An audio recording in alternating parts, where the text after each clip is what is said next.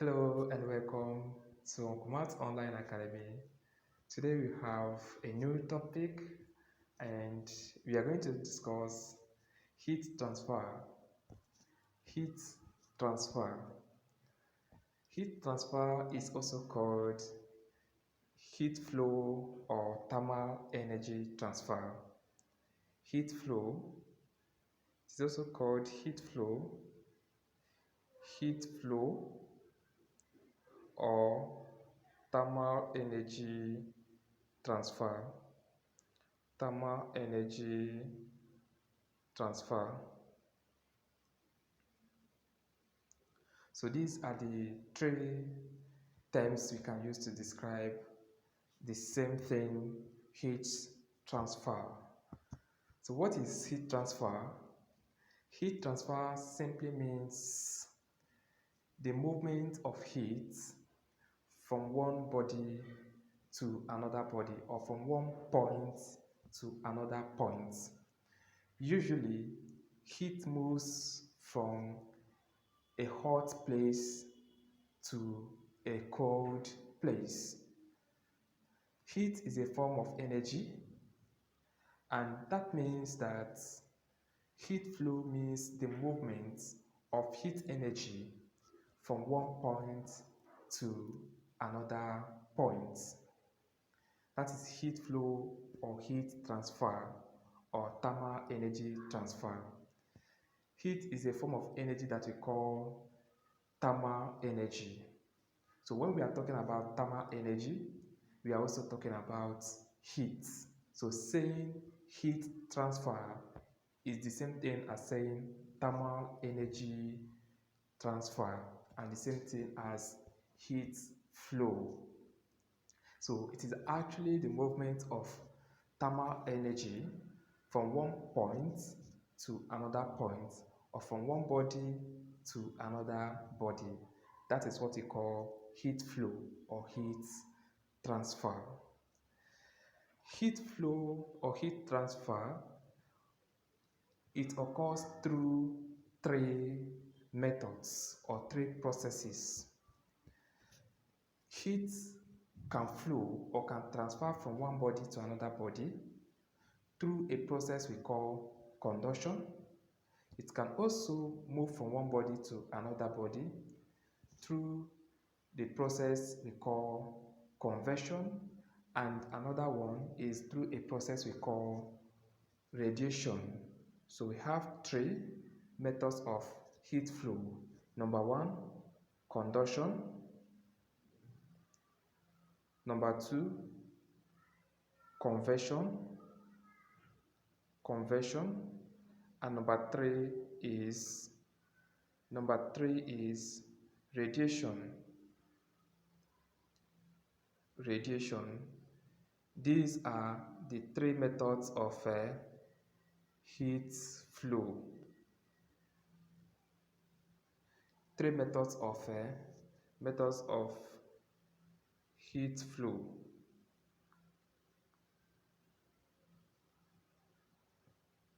Conduction, convection, and radiation. So what is conduction? What is convection? And what is radiation? Let me explain. Conduction. When you pick an iron and you put one point of it on fire, after some time you start to feel the hotness of the iron from the other end of the iron. That process is what we call conduction. Maybe this is a fire, this is your fire, and then you have your iron rod. You put this one end of the iron here on the fire, and then you are holding the iron here. It is this point that will be heated, and before you know it, the heat from this end will now move from this point, it will move to this end, and then you begin to feel the hotness of the iron. at this point you are holding it. That is what we call conduction.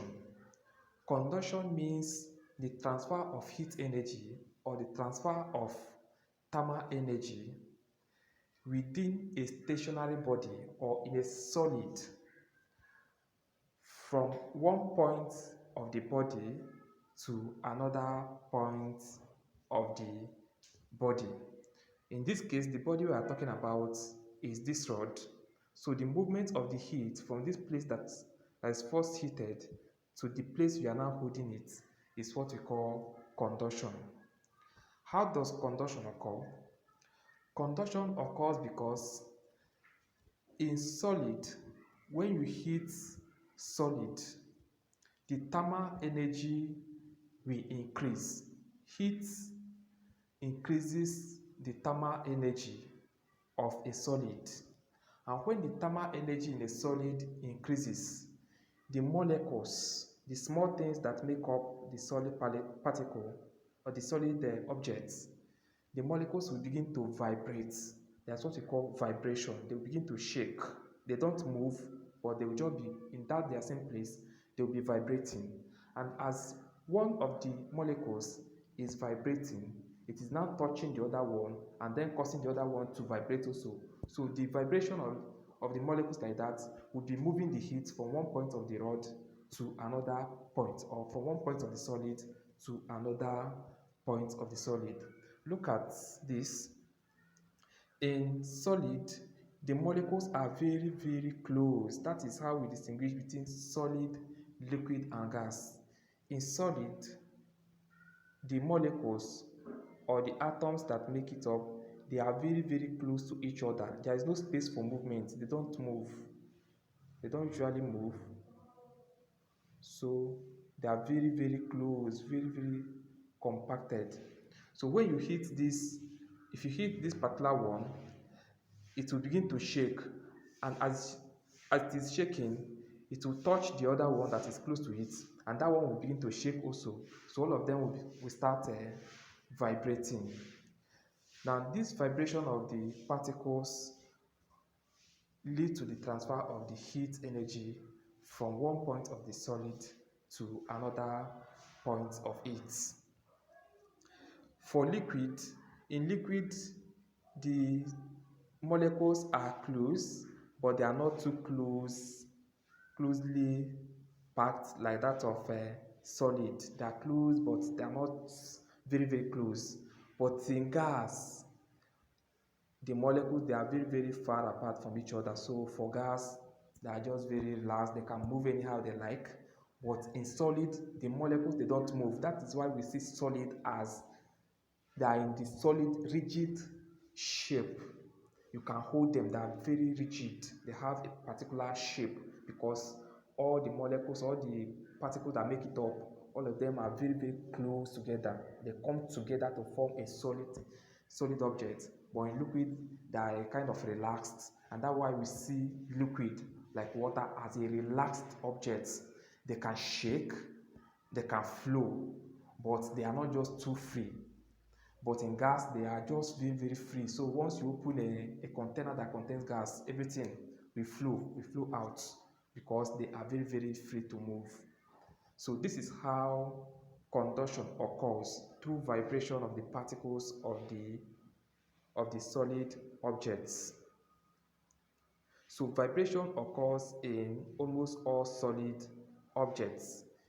We have conduction occurs in almost all solid objects. We have what we call good conductor and bad conductor of heat. Good conductor of heat are those objects that transfer heat easily from one point to another point of the body. Like all iron, they are good conductor of heat. They can move heat easily from one point of it to another point of it. That is why we use iron pots to cook, because if you are using iron pots, heat you put in one point of the pot is immediately taken and then moved to all the part of iron all the parts of the pot so that the food that you put inside the pot will now get done. So iron, they are very good conductor of heat. They move heat easily. Once you put heat in one point of it, it will sharply move to the other part of the same object. But when we have something like rock, when we have something like plastic, when you have something like rubber, some of all these things, they don't move heat easily. They move heat, but it takes time for them to move heat. And that is why in our in our kitchen, the spoon, for the turning spoon, the one that you use to bring out food from your pots, at the end of it, they usually insulate it, use rubber to coat the end of the spoon, because they know that that rubber is not a good conductor of heat. It does not conduct heat easily. It takes time for it to pick heat. But the iron rod, which is the spoon you are using itself, it conducts heat easily, while the rubber does not conduct heat easily. So when you hold the rubber, you will not feel the heat that is coming from the pot. Bad conductors of heat are called insulators. Something like the rubber, something like plastic, and other things, and paper, they are called insulators. The things that do not conduct heat easily are called insulator.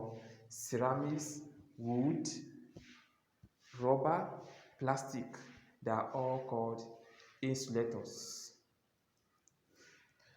So that is about conductor or conduction, heat transfer through conduction. We have said that in conduction, the process occurs through vibration of the particles of the objects, and we have two types of conductor. We have good conductor and we have bad conductor, and that bad conductors are called insulators. Example: wood, paper, plastic, ceramics.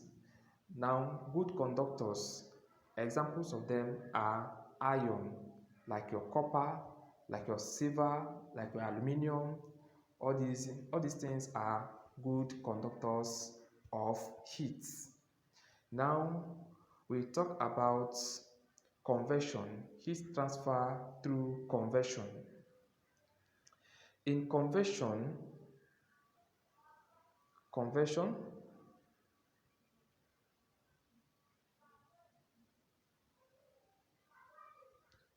for convection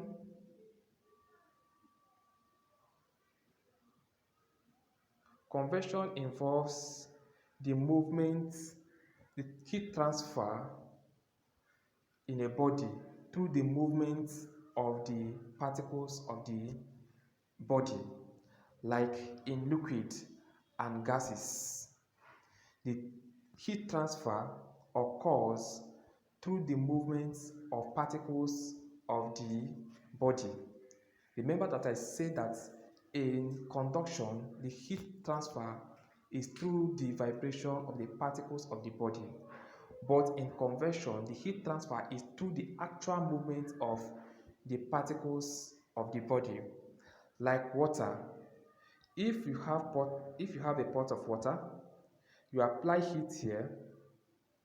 This is water inside this pot. This place will get hot first. Now, and the water molecule, it will be moving. This one will be moving and be turning. So before you know it, the heat you apply here, the water here will now come up here and now make the one that is up here to be that is hot at the bottom. It will now come up, and now the one that is cold at the top of it will now come down and get heated, and it is circulating like that. So the particles in the solid, they are moving, and as they are moving, they will get to the point where the heat source is, and then they will get heated, and then they will keep spreading like that within the container. So that is how heat transfer occurs in convection. The molecules or the particles are moving, and as they are moving, they will get to the point where the heat is located, and then they will get heated, and then they will move out. Other ones will come to that place and get heated also. So what we see is that in that pot, the molecules, the water molecule, they are always rotating. This one is coming here, it will come to the down part of the pot and get heated and continue moving up, and then the one that is up here will come down. So all the molecules of it, they will be rotating like that and getting to the part that is heated, to the part where this heat source is supplied. So each of them will get heated and then circulate like that. That is what we call conversion. Heat transfer through conversion, through the movement of the molecules of the body, especially liquid and gases, because like I said before, that the molecules in solid, they do not move. So the heat transfer is only through vibration, which is about shaking the molecules. The molecules are just shaking. They are in one place and are shaking. They are not moving. But in liquid and gas, the molecules can move around. So when you apply heat in one place, this one will get heated and then move out from that place. Another one will come and replace it and get heated and move out. Another one will come and get heated and move out. So all the molecules will be coming one by one, getting heated. And that is how heat transfer occurs in conversion. Also, if it is a gas, the same thing happens. If you are cooking in your kitchen, the air in your kitchen will get heated, and then they will move out through the window. The new cold air from outside, they will rush inside your kitchen and they get heated again and then move out. So that is how the heat moves or circulates in your kitchen. The one inside your kitchen will get heated and move out. Then the new one will come and get heated again and move out. Now you find out that if you close your window, or if there is no place for the one that is heated to move out, you find out that your kitchen will get hot easily, because the one that is heated is not moving out, so that another one will come, the cold one will come and replace it. That is why when you are cooking in the kitchen, you open your window so that as the hot air is heated, they will move out through the window, and then the cooler one will come inside, so that you'll be feeling a kind of small breeze inside your kitchen. So that is what we call heat transfer through conversion. Conversion, we have two types of conversion. We have the one we call natural conversion and forced conversion. Natural and forced conversion. Natural conversion occurs through natural means, like the conversion that occurs in your kitchen when you are, or conversion that occurs a conversion that occurs through night and day shifts. Sometimes during the Harmattan season, you find out that in the night may be very, very cold, may be very, very hot, and then the morning will be cold. It is because of conventional process due to the movement of the earth,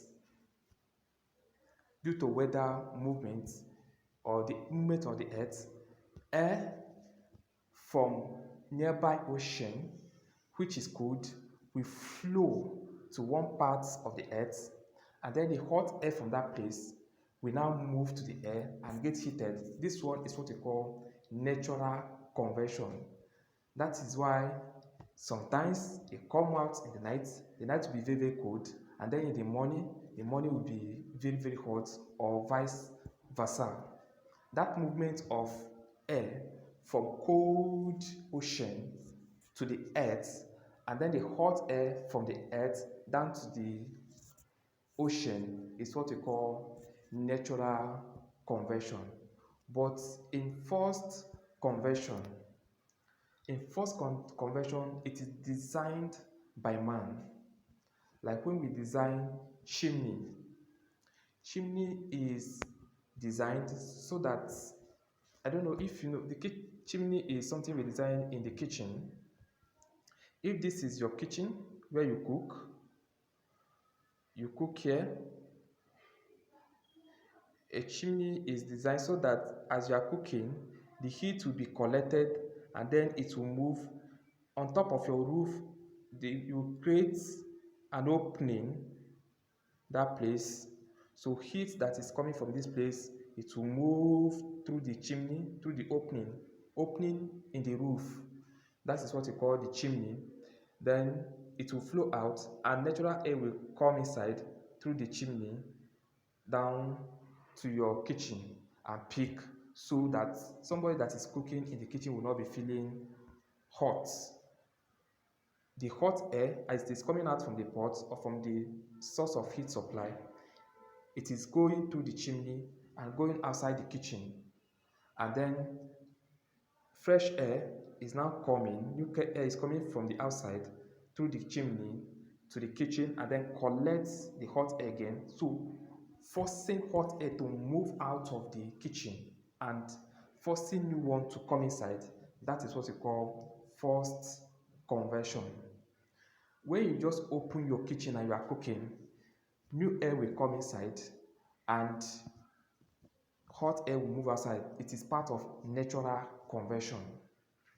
This one is part of natural convection. But when you design a chimney that is intentionally designed to allow the flow of air, or to allow the flow of hot air out of the kitchen and new and colder air to come inside, that one is called a forced convection. So chimney is one example of forced convection, while the opening of your window to allow the movement of air is called um, natural convection. When you apply fan in your house, it is also called forced convection. You apply fan so that it will circulate heat, it will circulate air from the hotter place to the colder place. That is also called forced convection. Using fan in your house is called forced convection.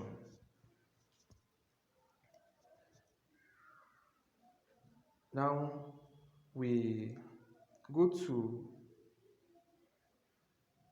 convection. Yeah. Okay. So now we go to radiation. For radiation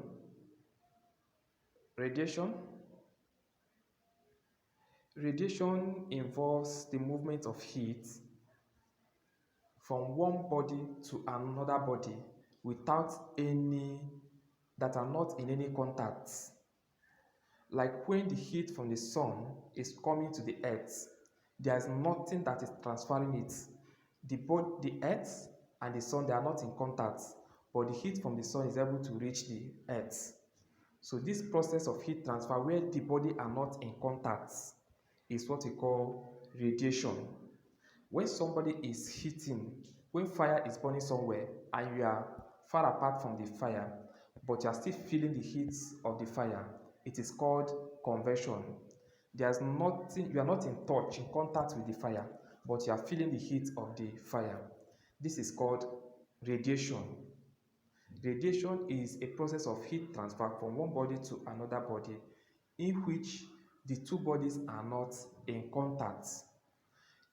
In conduction, we say that the heat transfer occurs through vibration because the bodies, the particles of the body that are in contact with each other, this one is moving, is shaking, and then it will touch the other one near to it, and all of them will start vibrating. In convection, it's still the same thing. The body, they are in contact, they are just moving around from up to down, or to the source, to the point of the heat supply. But in radiation, there is nothing in contact between the heat source and the body, but you'll be able to get the heat or to feel the heat when you are not in contact with it. That is the process we call heat transfer through radiation. In this case, no contacts, no contact of particles, no contact of particles in heat transfer through radiation. And I've given you examples. The heat transfer from the sun to the earth, or heat transfer through a burning firewood to your body when you are standing far apart from it. This is called heat transfer through radiation. So in this class, we've been able to talk about the meaning of heat transfer, and which we also say that heat transfer means the same thing as heat flow and the same thing as thermal energy transfer. Then we talked about the types of heat transfer, that's the processes or methods of heat transfer, the conduction, the convection, and radiation. And conduction, we say that we have two types of conductor, the good conductor and the bad conductor, which is the insulator. And we talked about what brings about heat transfer through conduction, that is the vibration of the particles. And convection, we talked about what brings about the heat transfer in convection, which is the movement of the molecules or the particles. And in radiation, we say that in radiation the particles are not in contact, but heat is still being able to transfer. Then we give examples of heat transfer through radiation, convection, and conduction.